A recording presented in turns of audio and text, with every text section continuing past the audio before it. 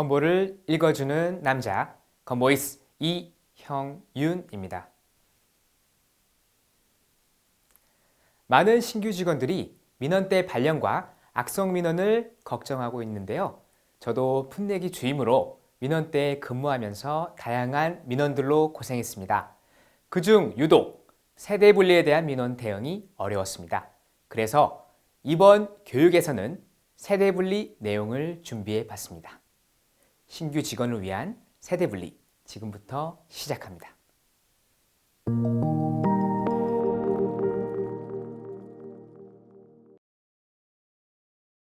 세대 분리란 쉽게 말해 직계 좀비 속 배우자를 제외한 동거인과증을 분리하는 것을 말합니다. 내 부모님과 자녀 그리고 배우자를 제외하고는 다 동거인으로 본다는 것이죠. 그렇다면 그 근거는 무엇일까요?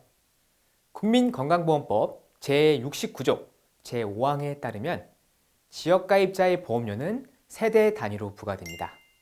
이 말은 주민등록상 주소지가 같은 세대는 보험료가 합쳐서 나온다는 뜻입니다. 이때 동법 시행령 제43조 그리고 정관 제46조에 따르면 세대주와 혈연 관계가 없거나 함께 생계를 유지하지 않는 동거인은 세대 분리를 신청할 수 있습니다. 말이 좀 어렵나요? 즉, 나와 배우자, 부모님, 조부모님, 그리고 자녀, 손주 등을 제외하고는 모두 세대 분리를 할 수 있다는 말입니다. 아울러 자격관리 지침에 의하면 체납된 기간에 한해 소급 세대 분리를 할 수 있습니다. 민원대에 계신 분들은 세대 분리의 의의와 근거를 출력해서 민원인들에게 이것을 보여주면서 설명하면 이해를 쉽게 도울 수 있습니다.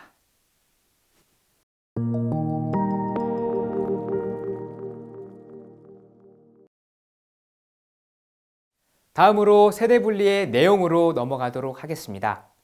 세대 분리는 원칙상 신청일부터 가능합니다. 즉, 지사 민원실에 찾아가 세대 분리해주세요 하는 날부터 분리가 됩니다. 다만 당월 보험료를 납부하지 않았을 경우 신청월의 초일, 즉 1일로 분리 가능합니다. 그렇다면 왜 1일일까요?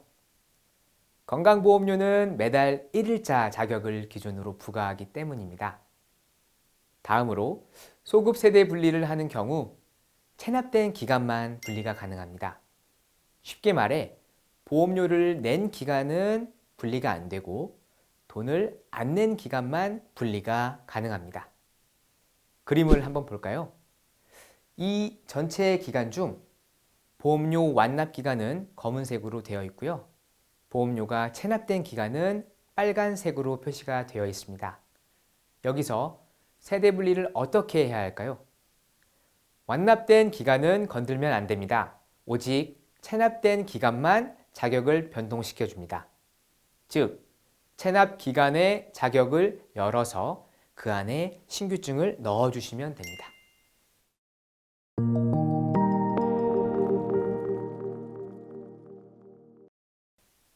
그럼 다시 한번 사례를 통해서 살펴보겠습니다.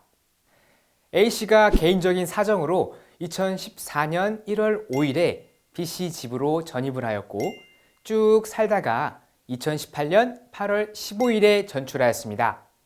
그 과정에서 A씨는 2014년 6월부터 2015년 9월까지 그리고 2017년 2월부터 2017년 3월까지 마지막으로 2017년 6월부터 2018년 1월까지 총 3차례 체납을 했습니다.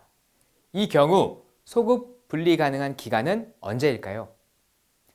그림에서 볼 수 있듯이 검은색 완납 기간은 건들 수 없습니다. 오직 빨간색 체납 기간만 분리 가능합니다. 다시 한번 보겠습니다. 2014년 6월 1일부터 2015년 9월 1일까지 자격을 열 수 있을까요? 아닙니다. 9월까지는 포함이기 때문에 10월 1일자로 자격을 열어줘야 합니다. 왜냐하면 건강보험료는 매달 1일자 자격을 기준으로 부과하기 때문입니다.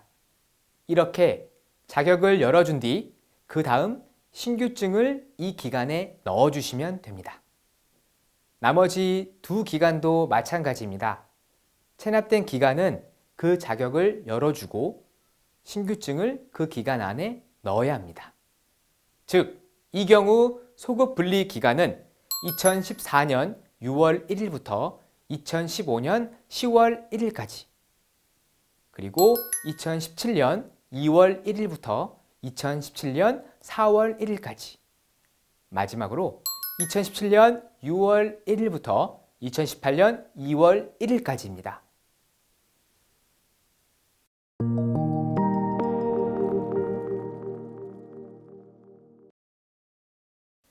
다음은 세대분리 절차입니다. 이해를 돕기 위해 그림을 준비했습니다.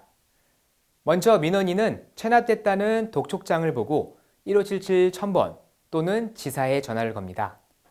그러면 고객센터나 지사에서는 이것은 세대분리고 지사에 방문하셔야 접수가 가능합니다 라고 얘기합니다. 그럼 민원인은 가까운 지사를 방문합니다.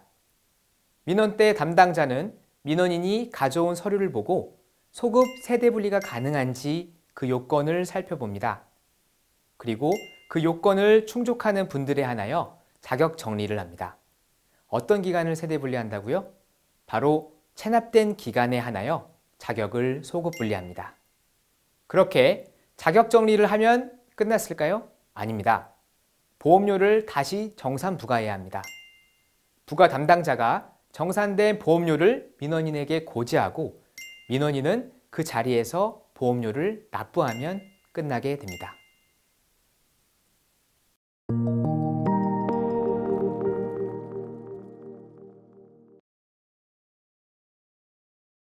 다음은 전산화면을 가볍게 살펴보겠습니다.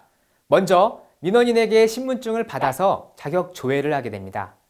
자격 조회를 해서 이 민원인이 동거인과 언제부터 같은 층에 있었는지 확인해야 합니다. 그리고 전국민 세대조회 화면에서 보다 자세하게 민원인이 동거인과 언제부터 함께 살았는지 확인해야 합니다.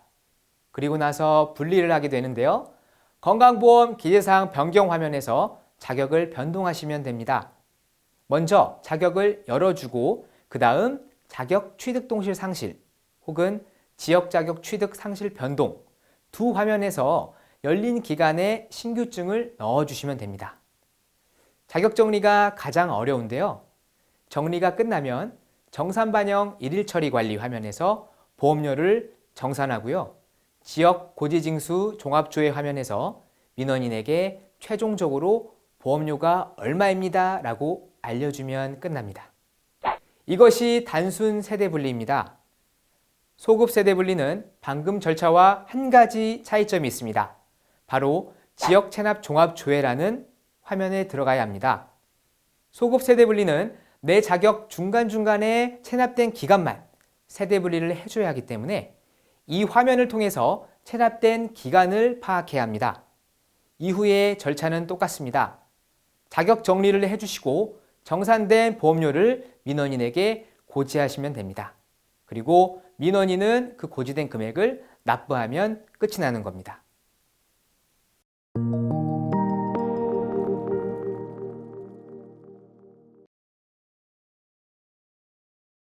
다음은 다빈도 Q&A 베스트 4를 알아보도록 하겠습니다. 먼저 첫 번째 질문입니다.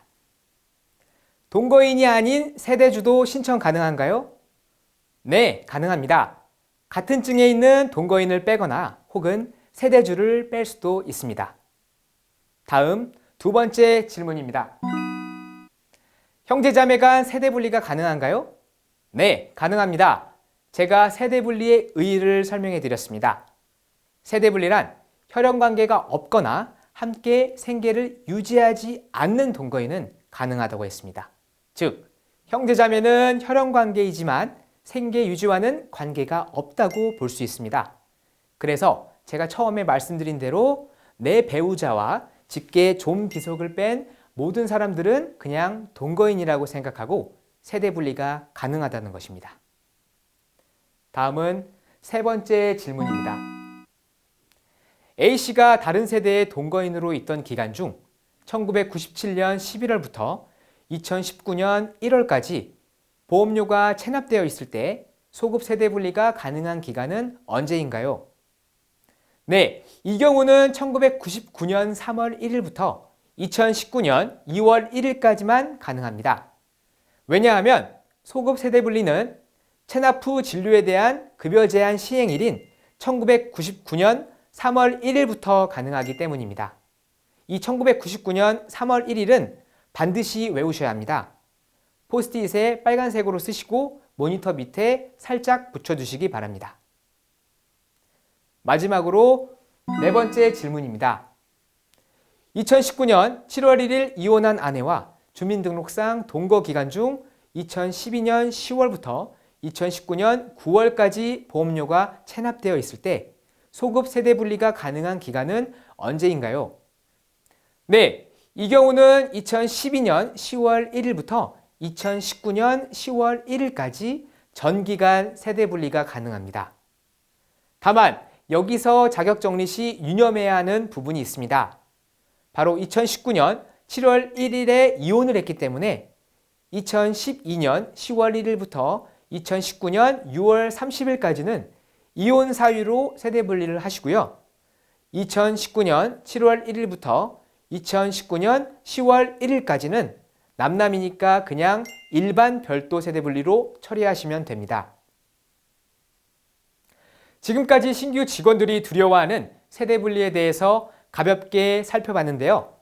정확한 내용을 숙지하고 자신감 있게 민원 응대를 한다면 여러분은 반드시 프로 자격러가 될 겁니다.